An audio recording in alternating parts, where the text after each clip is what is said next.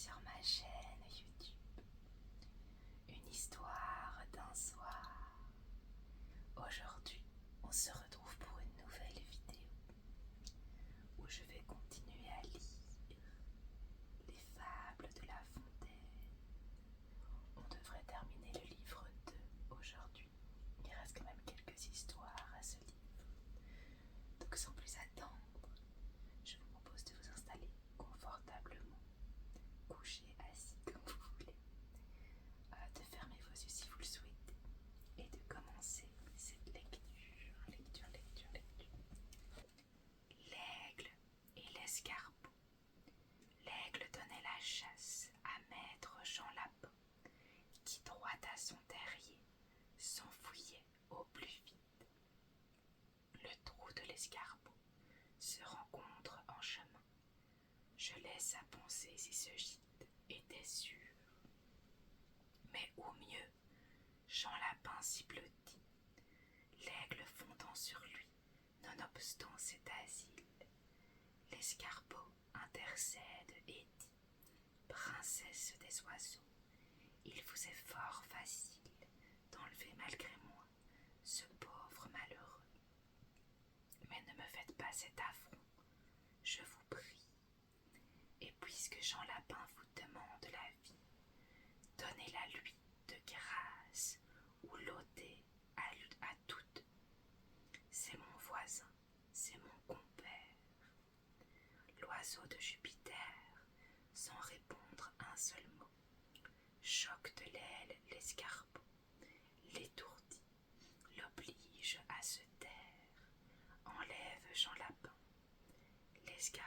L'escarpeau, indigné, vole au nid de l'oiseau, fracasse en son absence ses œufs, ses tendres, sa plus douce espérance. Pas un seul ne fut épargné. L'aigle étant de retour et voyant ce ménage, remplit le ciel de cris et pour comble de rage, ne sait sur qui venger le tort qu'elle a souffert. Elle gémit en vain, sa plainte au vent se perd. Il fallut pour 7 ans vivre en mer affligée. L'an suivant, elle mit son nid en lieu plus haut. L'escarpeau prend son temps, fait faire aux œufs le saut. La mort de Jean Lapin, de rechef, est vengée. Ce second deuil fut tel que l'écho de ses bois n'endormit de plus de 6 mois. L'oiseau qui porte Ganymède, du monarque des dieux, enfin implore l'aide, dépose en son giron ses œufs, et croit qu'en paix ils seront dans ces lieux. Que pour ses intérêts, Jupiter se verra contraint de les défendre, hardi qu'il désirait la prendre, aussi ne l'y prit-on pas. Leur ennemi changea de note, sur la robe du dieu fit tomber une grotte. Le dieu la secouant jeta les œufs à bas. Quand l'aigle sur l'inadvertance, elle menaça Jupiter d'abandonner sa cour, d'aller vivre au désert, de quitter toute dépendance, avec mainte autre extravagance. Le pauvre Jupiter se tut devant son tribunal. L'escarpeau comparut, fit sa plainte et conta l'affaire. On fit entendre à l'aigle enfin qu'il avait tort, mais les deux ennemis, ne voulant point d'accord, le monarque des dieux s'avisa, pour bien faire de transporter le temps où l'aigle fait l'amour en une autre saison, quand la race escarpote est en quartier d'hiver, et comme la marmotte se cache et ne voit point le jour.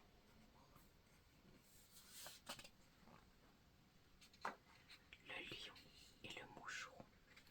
Va-t'en chez divin excrément de la terre. C'est en ces mots que le lion parlait un jour au moucheron. L'autre lui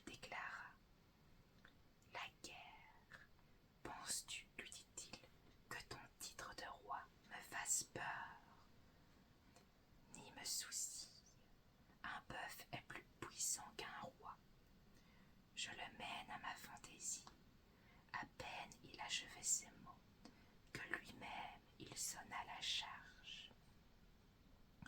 Fut le trompette et le héros. Dans l'abord il se met au large. Puis prend son temps, fond sur le cou du lion, qu'il rend presque flou. Le quadrupède écume, et son oreille et son œil étincellent. Il rugit, on se cache, on tremble à l'environ, et cette alarme universelle est l'ouvrage d'un moucheron, un avorton de mouche, en 100 lieues le harcèle, tantôt pique l'échine, et tantôt le museau, tantôt entre au fond du naseau. La rage alors se trouve à son fait de monter. L'invisible ennemi triomphe et rit de voir qu'il n'est griffe, ni dent en la bête irritée, qui de la mettre en sang ne fasse son devoir. Le malheureux lion se déchire lui-même, fait résonner sa queue alentour de ses flancs, l'air qui n'en peut, mais, et sa fureur extrême le fatigue. Là-bas, le voilà sur les dos. L'insecte du combat se retire avec gloire. Comme il sonna à la charge, il sonne la victoire, va partout l'annoncer, et rencontre en chemin l'embuscade d'une araignée. Il y rencontre aussi sa fin. Quelle chose par là nous peut être enseignée? J'en vois deux, dont l'une est qu'entre nos ennemis, les plus à craindre sont souvent les plus petits. L'autre, qu'au grand péril, tel a pu se soustraire, qui périt pour la moindre affaire. L'âne chargé d'éponges et l'âne chargé de sel, un ânier, son sceptre à la main, menait un empereur romain, deux coursiers à longues oreilles. L'un d'éponges chargé marchait comme un courrier, et l'autre se faisait prier, portait, comme on dit, les bouteilles. Sa charge était de sel. Nos gaillards pèlerins, par veau et par chemin, au juet d'une rivière, à la fin arrivèrent, et fort empêchés se trouvèrent. L'ânier, qui tous les jours traversait ce juet-là, sur l'âne à l'éponge monta, chassant devant lui l'autre bête qui voulait en faire à sa tête. Dans un trou se précipita, revint sur l'eau, puis échappa, car au bout de quelques nagées, tout son sel se fondit si bien que le baudet ne sentit rien sur ses épaules soulagées. Camarade épongier, prit exemple sur lui, comme un mouton qui va dessus la foi d'autrui. Voilà mon âme à l'eau, jusqu'au col il se plonge, lui le conducteur et l'éponge, tous trois burent au dos, l'ânier et le grison firent à l'éponge raison. Celle-ci devint si pesante, et de tantôt s'emplit à bord, que l'âne succombant ne put gagner le port. L'ânier l'embrassait dans l'attente d'une prompte et certaine mort. Quelqu'un vint au secours, qui ce fut, il n'importe, c'est assez qu'on ait vu par là, qu'il ne faut point agir chacun de même sorte. J'en voulais venir à ce point. Le lion et le rat. Il faut autant qu'on peut obliger tout le monde. On a souvent besoin d'un plus petit que soi. De cette vérité, deux fables feront foi. Dans la chose en preuve abonde. Entre les pattes d'un lion, un rat sorti de terre, assez à l'étourdi. Le roi des animaux, en cette occasion,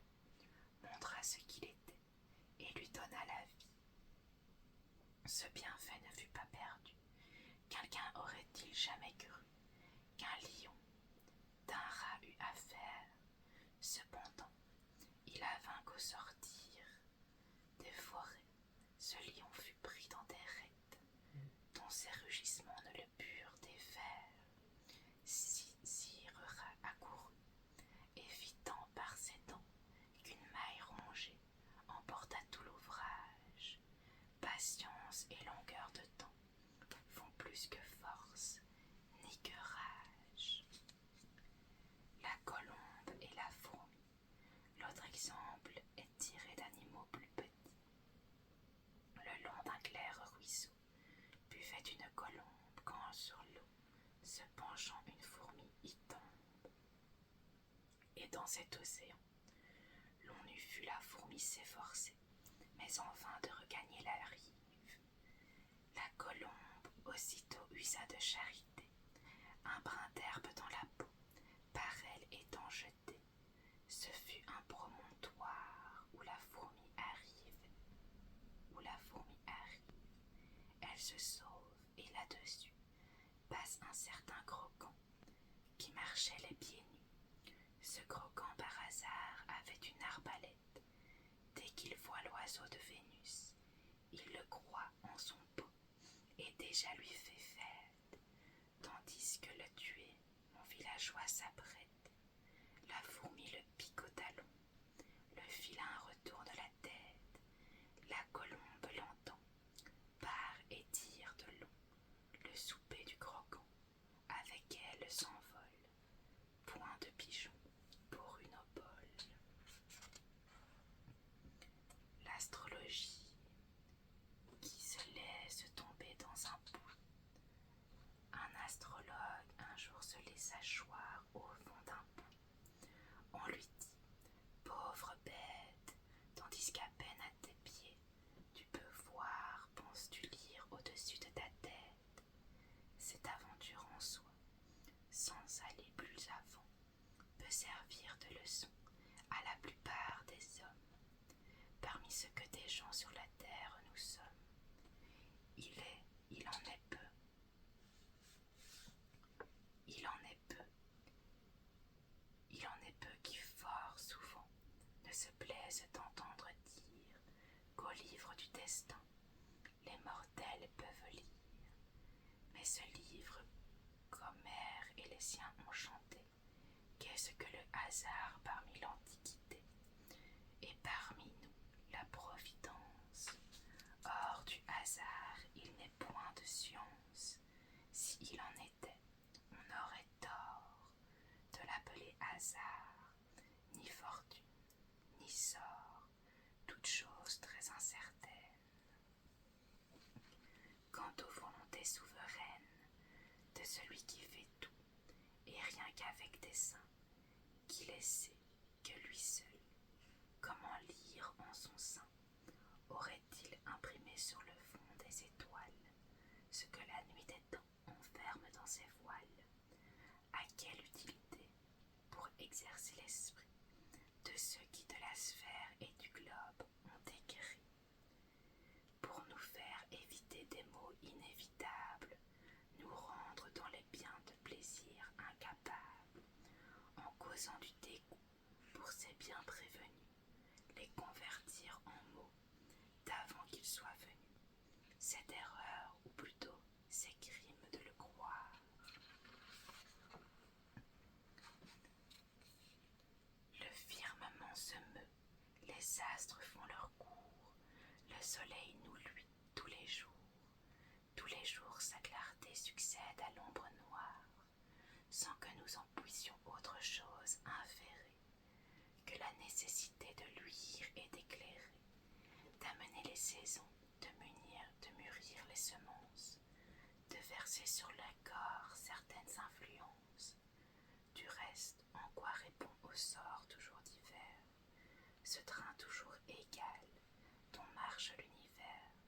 Charlatan, faiseur d'horoscopes, quittez les cours des princes de l'Europe, emmenez avec vous les souffleurs tout un temps. Vous ne méritez pas plus de foi que ces gens. Je m'emporte un peu trop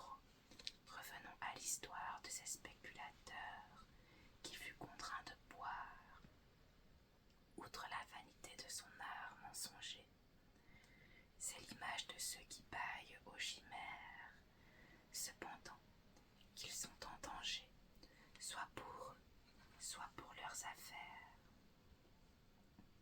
L'oiseau blessé d'une flèche, mortellement atteint d'une flèche empennée, un oiseau déplorait sa triste destinée et disait, en souffrant un surcroît de douleur, faut-il contribuer à son propre malheur? Cruel humain, vous tirez de nos ailes de quoi faire voler ces machines mortelles.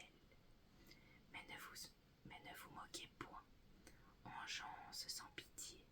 Souvent, il vous arrive un sort comme le nôtre, des enfants de Japet. Toujours une moitié fournira des armes à l'autre. Le lièvre et la grenouille. Un lièvre en son gîte songeait, car que faire en un gîte, à moins que l'on ne songe. Dans un profond ennui, ce lièvre se plongeait. Cet animal est triste, et la crainte le ronge. Les gens de naturel peureux sont, disait-il, bien malheureux. Ils ne sauraient manger morceau qui leur profite. Jamais un plaisir pur, toujours assaut divers. Voilà comme je vis, cette crainte maudite m'empêche de dormir sinon les yeux ouverts. Corrigez-vous, dira quelque sage cervelle, et la peur se corrige d'elle. Je crois même qu'en bonne foi, les hommes ont peur comme moi. Ainsi raisonnait notre lièvre, et cependant faisait le guet. Il était douteux, inquiet, un souffle, une ombre, un rien. Tout lui donnait la fièvre, le mélancolique animal, en vivant en cette matière, entend un léger bruit. Ce lui fut un signal pour s'enfouir de vers sa tanière. Il s'en alla passer sur le bord d'un étang. Grenouille aussitôt de sauter dans les ondes, grenouille de rentrer en leur grotte profonde. Oh, dit-il, j'en fais faire autant qu'on m'en fait faire. Ma présence effraie aussi les gens. Je mets l'alarme au camp. Et d'où me vient cette faïence? Comment des animaux qui tremblent devant moi? Je suis donc un foudre de guerre.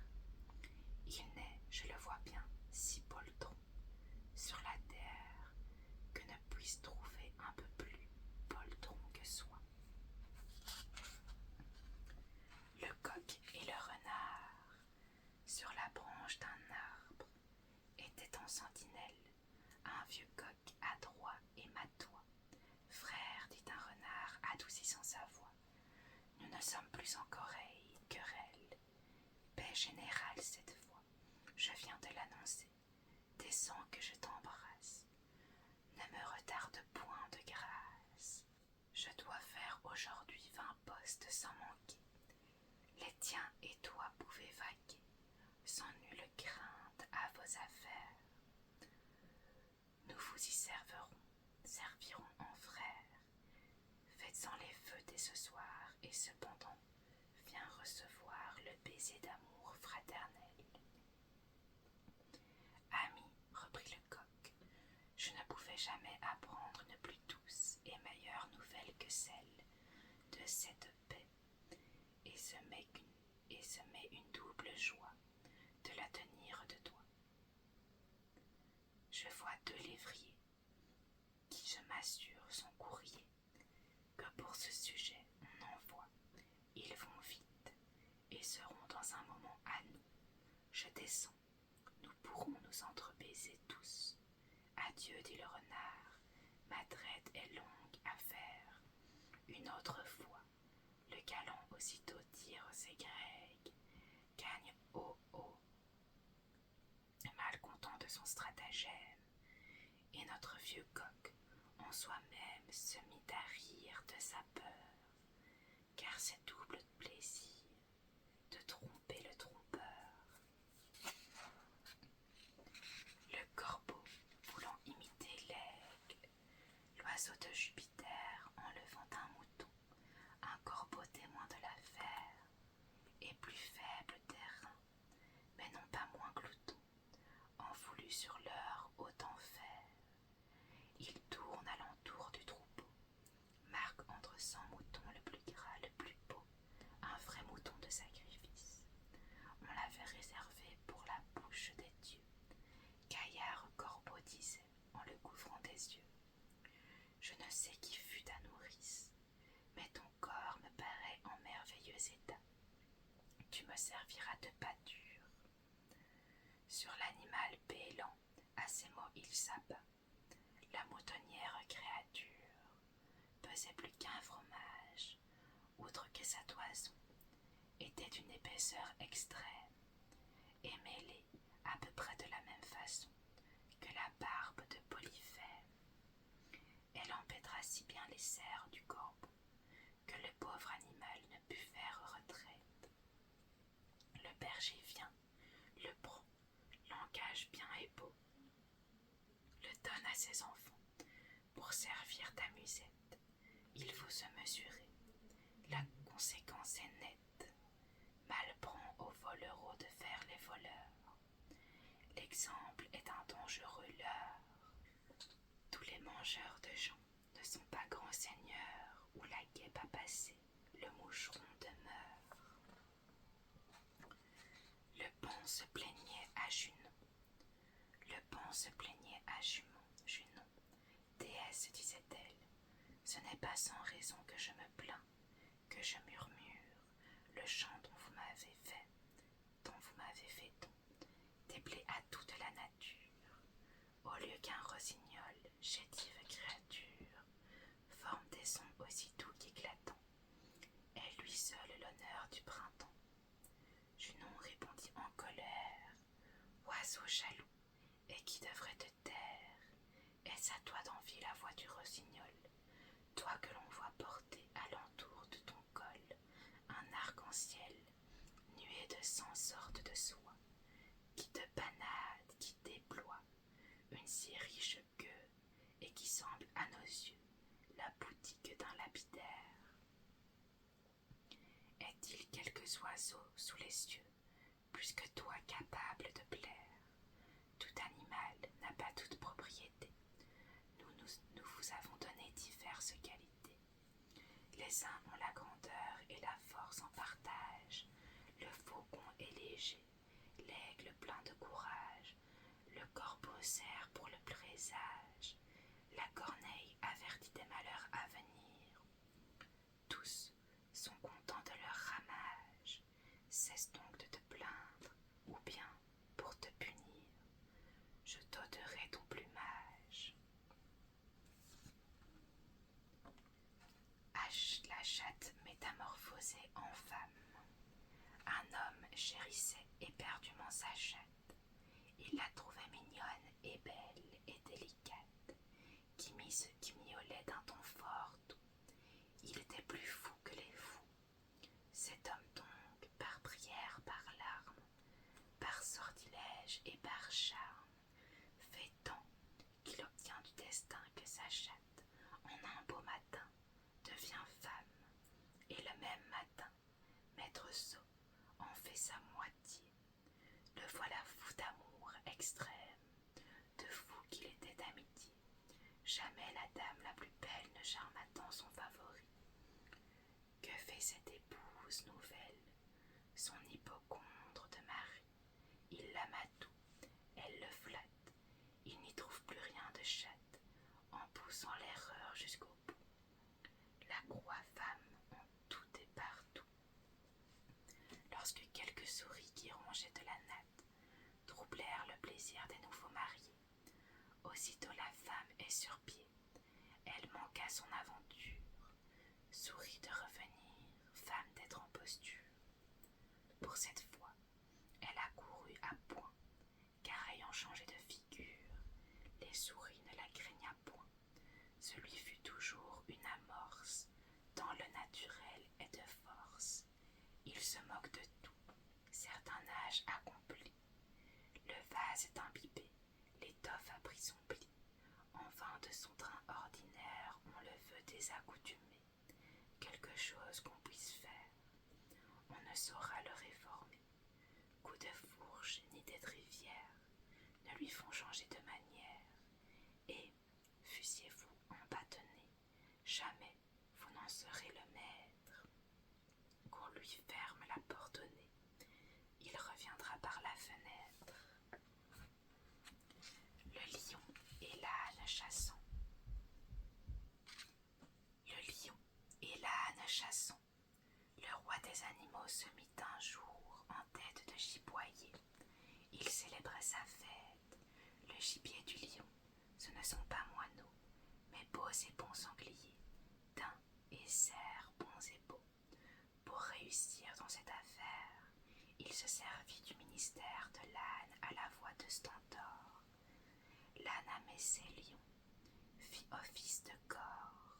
Le lion le posta, le couvrit de ramée, lui commanda de braire, assuré qu'à ce son, les moins intimidés fuiraient de leur maison.